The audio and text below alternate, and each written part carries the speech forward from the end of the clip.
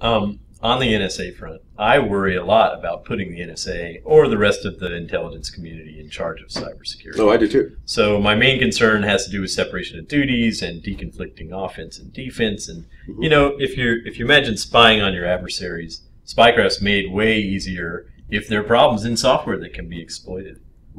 And so if you're in charge of spycraft and in charge of making sure that the advanced systems are secure, conflict of interest. Exactly. Yeah.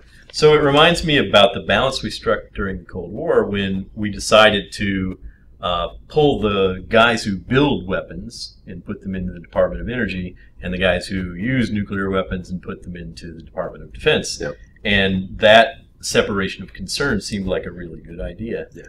So you're with me on that one? Yeah. One of the things we say in the book is we'd like to see created a cyber defense administration. And for lack of a better place, we suggested be in the Homeland Security Department. Right now, there are a lot of good people in Homeland Security. There are. I mean, the Secret Service does a great job. Coast Guard, I think, does a great job. They're good people. There are 140,000 of them. It's a very big thing, yeah. And they're hardworking. They're good people. They just don't have a cyber capability right now. Right. Very much. They have a little one. And they're aware of that. And they want to build a cyber capability. And they want to consolidate the things they have and get additional powers and additional resources. And calling it a cyber defense administration, I think, would make sense. You know, they've got all these entities. They've got Secret Service, Coast Guard, and Customs and Border Patrol. You know, so add to one of them at that level, a major agency, a cyber defense administration, so that we don't have to use NSA to do the defense. That's going to be a heck of a political battle. I mean, even if you think about what the Obama administration, the trouble they had sorting out the National Security Council versus Treasury, you know, that never really got resolved properly. Right. And so you end up with somebody with multiple line reports. I was talking to Howard on Thursday. It's like, you know, I'm glad he's doing it, but I still think he's crazy.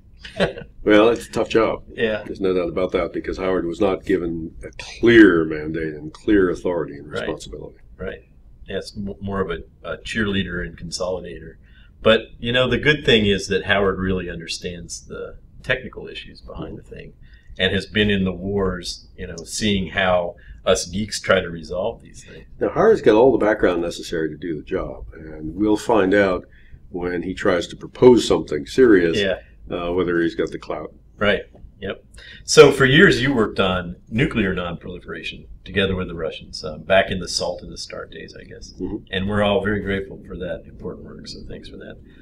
In nuclear arms control, it seems that verification is at least possible. This may not be the case when it comes to cyber weaponry. So how can you make progress in an arms control sense so we can control and limit cyber war capabilities? So arms control verification, whether you're verifying nuclear weapons or the hardest one, biological weapons, or chemical weapons, which turned out to be really hard to do, or even conventional weapons, you know, counting tanks and that sort of thing.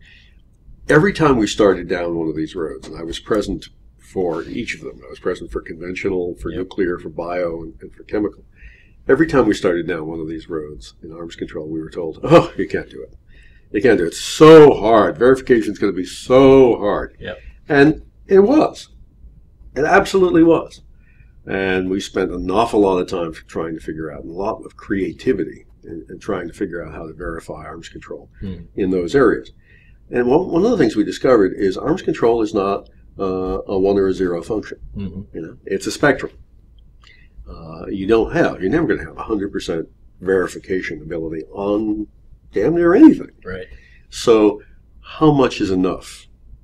And that depends on a couple of things. One, what's the risk if you're wrong? You know, if you think that the other guy is playing by the rules and he's not, then what? What's the risk to you? That you have to take that into account when figuring out whether this verification system is acceptable or not. So can you verify? It depends on the proposal. There are certainly things about arms control of cyber that you could never verify. But there are also probably some things you could. And I think what we're suggesting in the book is let's take some baby steps, just as we did with nuclear and bio and chem. Let's take some baby steps, have some proposals, build up some trust, build up some expertise, begin the international dialogue. You know, in all of these other forms of arms control, it took years of talking to each other just so that we understood what we were talking about.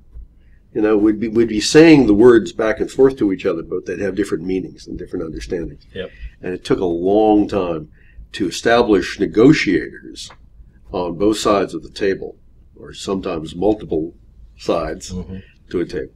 Negotiators that were sufficiently expert in the subject matter that we could actually have a negotiation. So what we're saying is let's begin. And we have some ideas of things that we think are fairly unobjectionable, like having a cyber risk reduction center modeled on the nuclear risk reduction center, which could have an international staff, and you could call it when you were in trouble. Right. And you could say, that bad guy is attacking me, and, you know, help me. Right. Come verify that it is him that's attacking. And help me stop the attack and share information. Something like that would be a good first step. Last question. How does being a guest on Silver Bullet compare to being on the Colbert Report? You see, with the Colbert Report, you know after one or two serious questions, you're going to get something right off the left field wall. Right off, don't know what it is. Right off the Green Monster, and you have to, it's live, and you have to respond in an instant because you can't have dead air while you're thinking about it. Right. And the rule on the Colbert Report, and for that matter on the Daily Show, is the host is the comedian. Not you. Not you. Yeah, right. So don't think you have to say something funny. Yeah. It's a tough gig to be on. So a little easier. It's a little easier. Glad to hear it. Great, thanks a lot. Thank you. This has been a Silver Bullet Security Podcast with Gary McGraw. Silver Bullet is co-sponsored by Cigital and IEEE Security and Privacy Magazine and syndicated by Inform IT. S&P's May and June issue examines risk assessment. How can protection poker help secure your software? Show links, notes, and an online discussion can be found on the Silver Bullet webpage at www.cigital.com/silverbullet. This is Gary McGraw.